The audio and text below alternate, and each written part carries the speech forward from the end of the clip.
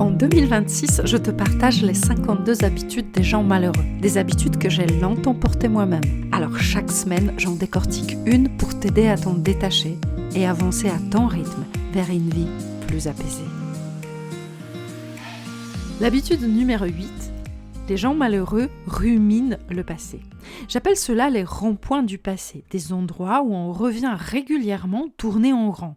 On fait un tour, puis un autre, et encore un autre, et puis un dernier pour la route. Tant il y a des sorties, mais on ne les prend pas. Ces ronds-points, ce sont nos mauvais souvenirs, des échecs, des critiques qui nous ont blessés, des regrets pour des choses que nous n'avons pas osé faire.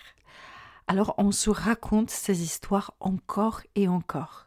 Des histoires dans lesquelles nous sommes la victime, l'incapable, celui ou celle à qui il manquait quelque chose. Et petit à petit, ces récits finissent par construire notre légende personnelle. Pas très glorieuse comme légende, juste une histoire que nous répétons si souvent que nous finissons par la croire. Un jour, j'ai rencontré un homme qui rêvait d'écrire. Il en parlait souvent, avec passion, et il ne se lançait jamais. Un jour, j'ai pris le temps de comprendre pourquoi. Au début, il me donnait des excuses habituelles. Je n'ai pas le temps, je ne sais pas par où commencer, j'ai peur de ne pas aller jusqu'au bout.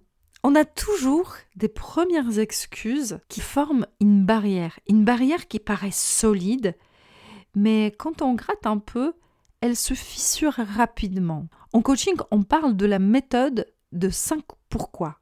On pose une question, puis on demande pourquoi, et encore pourquoi, et encore pourquoi. Et en général, au bout de 5e, on arrive souvent à la vraie raison. Cet homme, après plusieurs pourquoi, m'a raconté quelque chose avec les larmes aux yeux. Quand il était au collège, en 3e, sa professeure de français lui avait dit qu'il ne savait pas écrire. Une phrase, une seule phrase, mais une phrase qu'il avait marquée au fer rouge.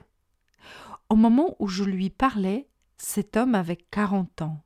Une vie riche, des histoires incroyables, un sens d'observation et de l'humour remarquable.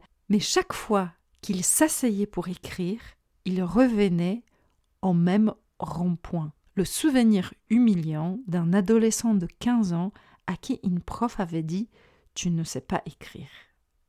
Et dans sa tête, cette phrase était devenue une vérité. Je pourrais vous raconter beaucoup d'autres histoires, les miennes aussi, des souvenirs que j'ai longtemps ruminés et qui m'empêchaient de saisir des nouvelles opportunités. C'est quoi ton rond-point préféré à toi ? Bref, tu as compris le mécanisme. Quand on rumine le passé, on reste bloqué sur ce rond-point. On repasse sans cesse au même endroit. On voit les mêmes choses, les mêmes causes, les mêmes conséquences. Alors je te propose une image différente. Imagine que tu survoles ce rond-point. Tu vois la scène du passé, tu te vois tel que tu étais, tu vois comment tu as réagi. Mais tu vois aussi les circonstances de l'époque, ce que tu ne comprenais pas encore, ce que tu ne savais pas encore, les contraintes, le contexte. Regarde ces moments comme des leçons. Et surtout, regarde le chemin parcouru depuis. Félicite-toi pour les progrès, allège le poids des regrets, relève la tête, révèle-toi et utilise le temps qu'il te reste pour réaliser tes petites et tes grandes envies. Parce que le temps passé peut nous apprendre beaucoup de choses, sauf si tu restes bloqué sur le rond-point à ruminer. Parce que nos souvenirs ne devraient jamais nous empêcher de vivre. C'était le 8e habitude des gens malheureux. J'en publie une habitude chaque semaine. Si ce message a résonné en toi, laisse un commentaire. Ça m'aidera beaucoup à faire grandir ce podcast. Et si tu connais une personne qui a besoin d'entendre ce message, partage-le avec elle. En attendant, prends bien soin de toi et à la semaine prochaine pour une autre habitude des gens malheureux.